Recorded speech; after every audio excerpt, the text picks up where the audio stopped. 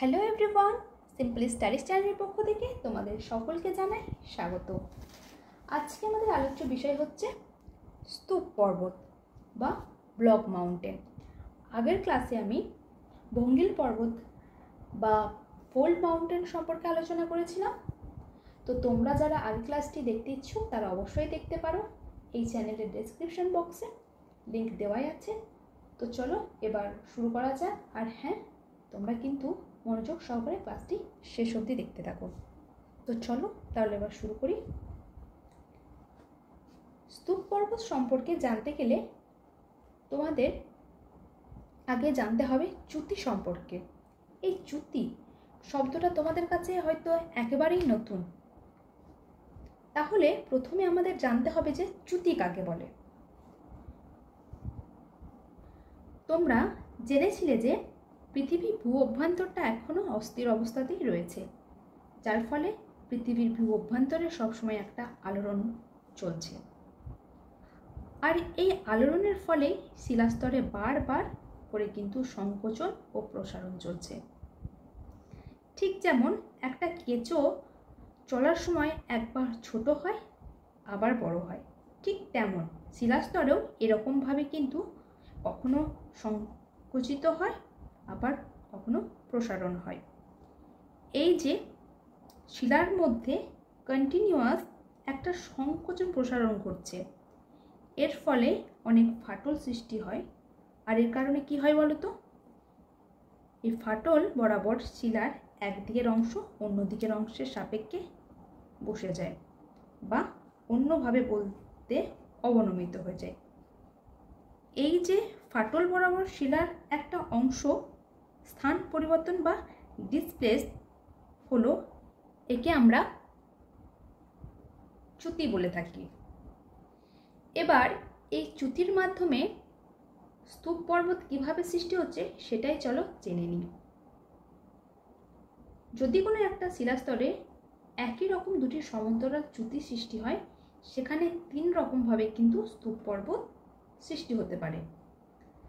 এক হতে পারে দুটো চ্যুতির মাঝখানে দুপাশের অংশের তুলনায় উপরে উঠে স্তূপ পর্বত রূপে অবস্থান করলো। তোমরা এই ছবিটা লক্ষ্য করো, তাহলেই বুঝতে পারবে। দেখো, দুটো সাইড কিন্তু বসে গেছে, কিন্তু আর উপরের অংশটা কিন্তু তুলনামূলকভাবে উপরের দিকে উঠে গেছে, এবং উপরে উঠে গিয়ে স্তূপ পর্বত সৃষ্টি করেছে। সেকেন্ড সিচুয়েশনে এটা হতে পারে যে দুপাশে দুটো চ্যুতি বসে গিয়ে মাঝের অংশটা পর্বতের আকার ধারণ করে এবং স্তূপ পর্বত ধারণ করে। এই ছবিটা লক্ষ্য করো, দেখো মাঝের দুপাশের অংশ কিন্তু উঁচু আছে, নিচের অংশটা কিন্তু বসে গিয়ে স্তূপ পর্বত সৃষ্টি করেছে বা সৃষ্টি করে। আবার এটাও হতে পারে যে দুটো চ্যুতির মধ্যবর্তী অংশটা বসে গেল, তার দুপাশের ভূমির ভাগ স্তূপ পর্বত আকারে অবস্থান করলো, যে এটা বসে গিয়ে কিন্তু এই দুটো ভূমিভাগ কিন্তু স্তূপ পর্বতে অবস্থান করতে পারে। তাহলে আমরা জানলাম এই তিন রকমভাবে দুটি সমান্তরাল চ্যুতিকে কেন্দ্র করে স্তূপ পর্বত গঠিত হতে পারে। এবার যদি তোমরা স্তূপ পর্বতের উদাহরণ জানতে চাও, তাহলে বলবো যে ভারতের সাতপুরা হলো একটি স্তূপ পর্বত।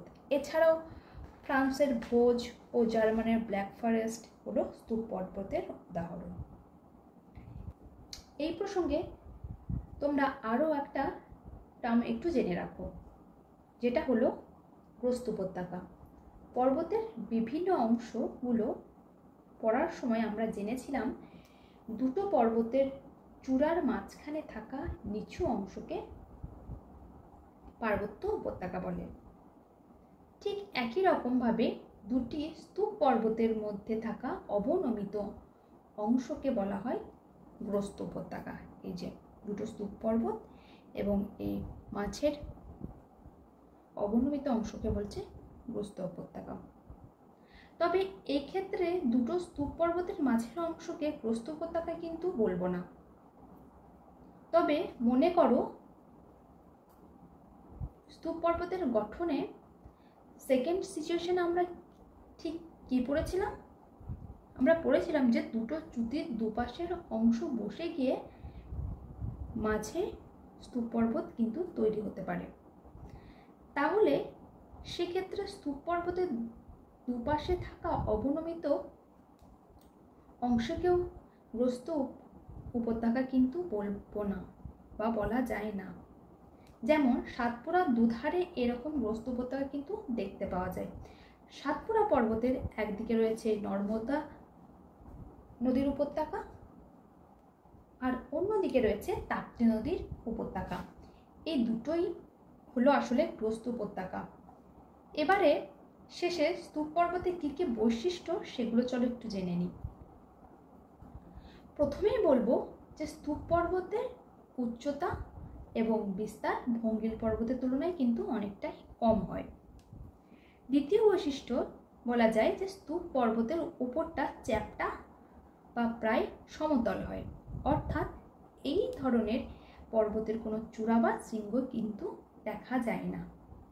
আর যেহেতু চ্যুতিতল বরাবর স্তূপ পর্বত গঠিত হয়, তাই এই পর্বত সাধারণত খাড়া ঢালযুক্ত হয়। আর শেষে বলবো স্তূপ ভঙ্গিল পর্বতের মতো এই পর্বত অনুভূমিক আলোড়ন সৃষ্টি হয় না, মহীভাবক বা লম্বভাবে আলোড়নের ফলে সৃষ্টি হয়। আর শেষে বলবো স্তূপ পর্বতের দুপাশে কিংবা দুটো স্তূপ পর্বতের মাঝখানে গ্রস্ত উপত্যকা দেখা যায়। তাহলে আজকের ক্লাসে আমরা জানলাম স্তূপ পর্বত কিভাবে উৎপত্তি হয় আর এর কী কী বৈশিষ্ট্য রয়েছে। তো এই ছিল আজকের ক্লাস, এই পর্যন্তই। ক্লাসটি ভালো লাগলে অবশ্যই একটি লাইক করো, কমেন্ট করো, সবার সাথে শেয়ার করো, আর এই চ্যানেলের প্রথম হয়ে থাকলে চ্যানেলটি সাবস্ক্রাইব করে পাশে থেকো। তো দেখা হচ্ছে পরের ক্লাসে।